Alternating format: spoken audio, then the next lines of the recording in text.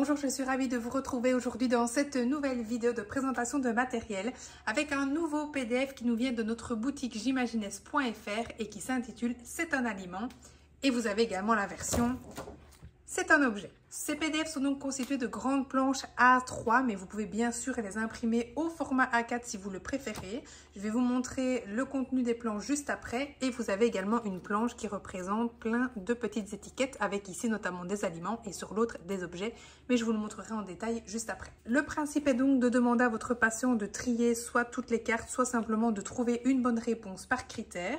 Et donc ici nous sommes sur un petit schéma simple, donc c'est un aliment qui est un dessert, qui est un goûter ou un petit déjeuner, qui est une friandise, un plat ou une boisson. Le patient va donc chercher parmi les étiquettes ce qui pourrait correspondre. Donc encore une fois, soit on trie tout et il y a potentiellement des intrus, soit vous allez les trier une à une. Par exemple, une friandise, un plat, un dessert, hop, et par exemple, un goûter au petit déjeuner, un croissant. La deuxième planche, ce sera la même, mais celle-ci est vierge. Donc là, soit elle vous permet en fait de créer vous-même sur mesure un petit schéma par rapport à votre patient et donc vous définissez vous-même les critères. Soit votre patient va lui-même trouver des critères qui peuvent correspondre du coup à un aliment et ensuite aller chercher une carte par critère ou bien trier toutes les cartes. Ensuite, vous avez un niveau 2, donc là le plateau est plus complexe puisque vous avez évidemment plus de critères, on entre vraiment dans le vocabulaire plus précis des aliments.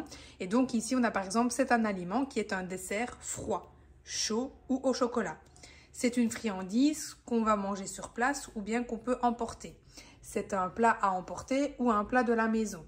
C'est une boisson chaude, sucrée, froide et c'est un goûter petit déjeuner sucré ou salé. Et même chose, vous avez donc la planche vierge pour pouvoir demander à votre patient de trouver des critères ou bien à vous de choisir les critères que vous souhaitez.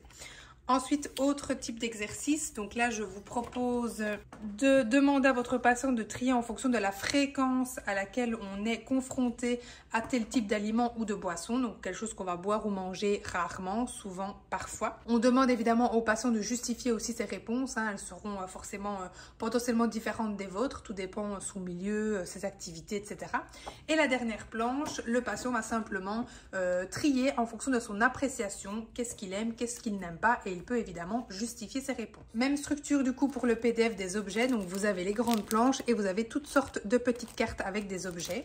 Ici évidemment on va changer de critères, des objets de la maison, pour le travail, de vacances, d'extérieur, pour l'école. À chaque fois vous avez la planche vierge, ensuite vous avez le niveau 2 avec donc plus de critères et sous-critères. Pareil la planche vierge à faire construire ou à construire vous-même.